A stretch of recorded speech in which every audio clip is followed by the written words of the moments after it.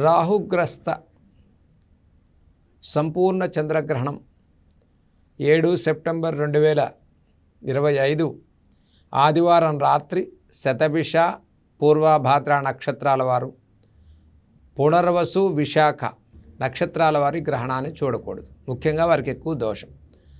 కాబట్టి అసలు మేషరాశి వారి నుంచి మీనరాశి వరకు ఈ గ్రహణం ఎటువంటి ప్రభావం ఉంటుంది, ఏమేం చేయాలి తెలుసుకుందాం. మేషరాశి వారికి సంపూర్ణ చంద్రగ్రహణం ఎటువంటి దోషము లేదు. ఈ గ్రహణం శుభప్రదమైన ఫలితాలను ఇచ్చే రాశుల్లో మేషరాశి ఒకటి. వీరు ఎటువంటి దానాలు గ్రహణాన్ని దోషప్రదంగా భావించాల్సిన అవసరం లేదు, దానాలు ఇవ్వాల్సిన అవసరం లేదు.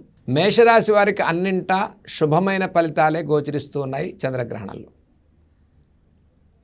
ఇక వృషభ రాశి వారికి చంద్రగ్రహణం యొక్క ప్రభావం అనుకూలమైన పరిస్థితుల్లో ఇస్తోంది. అంటే మధ్యమైనటువంటి ఫలితాలు ఉన్నాయి కాబట్టి ఈ రాశివారు దానాలు ఇవ్వకపోయినా మంచిదే, ఇవ్వాల్సిన అవసరం కూడా లేదు. కాబట్టి వృషభ రాశి వారికి దశమ స్థితిలో సంపూర్ణ చంద్రగ్రహణం రావటం, వృషభ రాశి వారు కూడా ఈ గ్రహణం శుభప్రదమైన ఫలితాలనే ఇస్తోంది వృషభ రాశి వారికి. కాబట్టి రాహుగ్రస్త చంద్రగ్రహణం దశమ స్థితిలో కలిగినటువంటి ఈ చంద్రగ్రహణం వృషభ రాశి వారికి ఎటువంటి దోషము లేదు, ఎటువంటి దానాలు చేయవలసిన అవసరం లేదు. కాబట్టి వృషభ రాశి వారికి శుభ ఫలితాలు ఇచ్చేటువంటి గ్రహణంగా మనం చెప్పుకోవచ్చు. ఇక మిథున రాశిలో పునర్వసు నక్షత్రం అనే నక్షత్రానికి గ్రహణం చూడకూడదు కాబట్టి మిథున రాశి వారికి మధ్యమమైన ఫలితాలు ఉన్నాయి. అంటే నాట్ బ్యాడ్ నాట్ గుడ్ లాగా ఈ మిథున రాశి వారు కూడా ఒక విధంగా గ్రహణ ప్రభావం అనేది తక్కువనే చెప్పుకోవాలి. కాబట్టి వీరు కూడా ఏమీ ఆందోళన చెందాల్సిన అవసరం లేదు. గ్రహణ దానం ఇస్తే మంచిది, ఇవ్వకపోయినప్పటికీ కూడా వీరికి వచ్చే పెద్ద ఇబ్బంది కానీ నష్టాలు కానీ ఏమీ లేవని మనం చెప్పుకోవచ్చు. కాబట్టి మిథున రాశి వారికి కూడా గ్రహణ దోషం అనేది మధ్యమైన ఫలితాలని మధ్యమ దోషాలను ఇస్తుంది. కాబట్టి భాగ్యస్థిత సంపూర్ణ చంద్రగ్రహణం మిథున రాశి వారికి పెద్ద నష్టాలని ఏమీ కూడా ఇవ్వదు, మధ్యమైనటువంటి ఫలితాలే దోషాలే కలుగుతున్నాయి. కాబట్టి వారికి కూడా అనుకూలమైనటువంటి గ్రహణంగానే మిథున రాశి వారికి కూడా మనం చెప్పుకోవచ్చు. ఇక కర్కాటక రాశి వారికి రాహుగ్రస్త సంపూర్ణ చంద్రగ్రహణం అనేది అత్యధికంగా కొంత దోషప్రదమైందని చెప్పుకోవచ్చు. కాబట్టి మరి వీరికి ఎక్కువ దోషం కాదు కర్కాటక రాశి వారు భయపడాలా అండి? ఏది వచ్చినప్పటికీ అండి మానవుడిగా మనం చేయగలిగేది ఏమీ లేదు, దానం చేసి దానికి తగ్గ పరిహారం చేసుకోవడం తప్ప. అపహారానికి పరిహారం పెద్దానికి ఉంటుంది. కాబట్టి భయపడితే దేనికి కూడా మనం ఏమి సాధించలేము. కాబట్టి కర్కాటక రాశి వారికి ఈ దోషం ఉంది కాబట్టి, అంటే అష్టమంలో సంపూర్ణ చంద్రగ్రహణం రావటం కొంత మానసికంగా ఆరోగ్యంగా అన్యోన్య దాంపత్యం వల్ల సైకలాజికల్గా కూడా ఈ కర్కాటక రాశి వారికి చెడు ఫలితాలను ఇస్తుందని మనకు తెలుస్తోంది. కాబట్టి అంటే ఈ గ్రహణాన్ని వాళ్ళు చూడకుండా సోమవారం రోజు దానం ఇవ్వండి. కర్కాటక రాశి వారు మినుములు కేజింబావు, బియ్యం కేజింబావు, వెండి నాగపడిక, వెండి చంద్రబింబం, ఆవు నెయ్యి చక్కగా సంకల్పపూర్వకంగా ఈ యొక్క చంద్రగ్రహణ దోషానికి మీరు దానం ఇచ్చి రుద్రాభిషేకాన్ని చేసుకోవటం వల్ల శుభప్రదమైన ఫలితాన్ని పొందుతారు కర్కాటక రాశి వారు. ఇక సింహరాశి వారికి సంపూర్ణ చంద్రగ్రహణ ప్రభావం అనేది మధ్యమైనటువంటి ఫలితాలను ఇస్తుంది.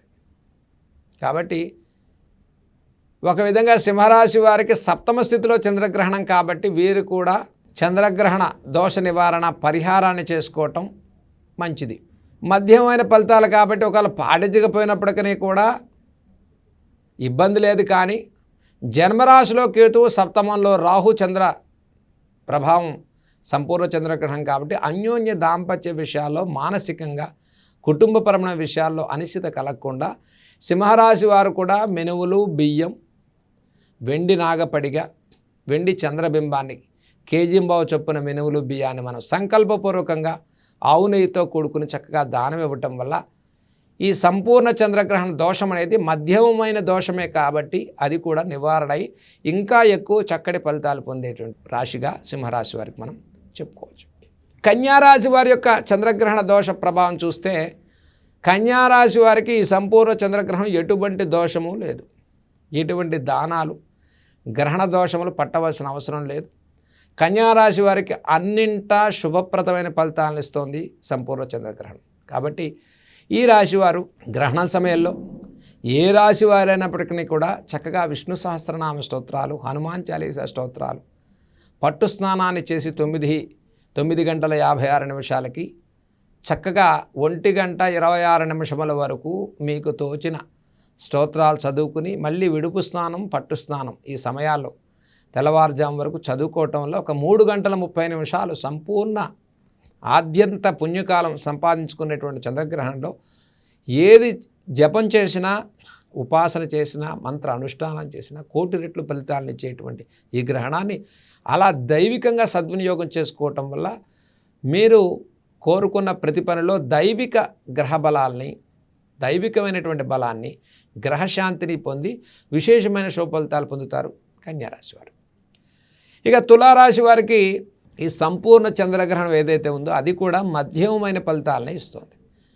కాబట్టి వారికంతా భయపడాల్సిన అవసరం లేదు, నాట్ బ్యాడ్ నాట్ గుడ్ అనమాట. కాబట్టి ఈ రాశి వారికి పంచమంలో చంద్రగ్రహణం. అయితే విశాఖ నక్షత్రం వారి గ్రహణాన్ని చూడకూడదు. కాబట్టి తులారాశి వారు కూడా దానం ఇవ్వటమే మంచిది. మినుములు, బియ్యం, నాగపడిగ, వెండి చంద్రబింబం, ఆవు నెయ్యితో కూడుకున్నటువంటి దానాన్ని సంకల్పపూర్వకంగా సోమవారం రోజు దానం ఇవ్వటం తులారాశి వారికి కూడా చక్కటి మేలు జరుగుతుంది. కాబట్టి వీరికి మధ్యమైనటువంటి దోషం నివృత్తి అవుతుంది. మధ్యమ ఫలితాలు కలిగిన తులారాశి వారు కూడా విశాఖ నక్షత్రంలో దానం ఇవ్వటం శుభప్రదమైన ఫలితాలను ఇస్తుందని చెప్పుకోవచ్చు. వృశ్చిక రాశి వారికి సంపూర్ణ చంద్రగ్రహణం కొంత దోషప్రదమే. కాబట్టి వృశ్చిక రాశి వారు ఖచ్చితంగా గ్రహణ దోషాన్ని పట్టుకోవాలి, గ్రహణ శాంతి చేసుకోవటం మంచిది. దేనికి భయపడాల్సిన అవసరం లేదు. వృశ్చిక రాశి వారు మినుములు కేజింబావ్, బియ్యం కేజింబావ్, వెండి నాగపడిగ, వెండి చంద్రబింబం, ఆవు నెయ్యి సంకల్పపూర్వకంగా సోమవారం చక్కగా దానం ఇవ్వటం వృశ్చిక రాశి వారికి ఈ గ్రహణ దోష పరిహారం అనేది చేసుకోవటం వల్ల ఆరోగ్య విషయాల్లో, మానసికంగా, కుటుంబ విషయాల్లో కూడా ఒక 6 మాసాల వరకు ఈ గ్రహణం ఏ రాశులకు దోషం ఉంటుందో వారికి కాస్త ఎఫెక్ట్ అనేది పడేటువంటి అవకాశం ఉన్నది. కాబట్టే పరిహారం చేయమంటారు. లేదు అన్న రాశులకు చేయాల్సిన అవసరం లేదు కదా, ఉన్నది కాబట్టి పరిహారం చేసుకోవటం విశేష ఫలితాలు కలుగుతాయి. అలాగే ఇక ధనుర్రాశి వారికి సంపూర్ణ చంద్రగ్రహణం చూసినట్లయితే ఎటువంటి దోషము లేదు. ధనుర్రాశి వారికి ఎటువంటి దానాలు ఇవ్వాల్సిన అవసరం లేదు, ఎటువంటి పరిహారాలు చేయవలసిన అవసరం లేదు. అన్నింటా శుభమైన ఫలితాలే కలుగుతున్నాయి ధనుర్రాశి వారికి. ఇక మకర రాశి వారికి సంపూర్ణ చంద్రగ్రహణం దోషప్రదమే. మకర రాశి వారు దానాలు ఇవ్వాలి, గ్రహణ దోషం ఉన్నది, వారు గ్రహణం చూడరాదు. మకర కుంభరాశుల్లో ఉండేటువంటి వారికి సంపూర్ణ చంద్రగ్రహణం ఉన్నది.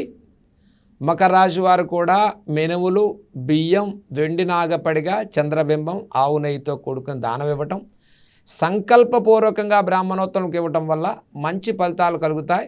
భయపడాల్సిన అవసరం లేదు. అనారోగ్య సూచనలు, మానసిక అశాంతి, అనిశ్చిత తొలగిపోతుంది.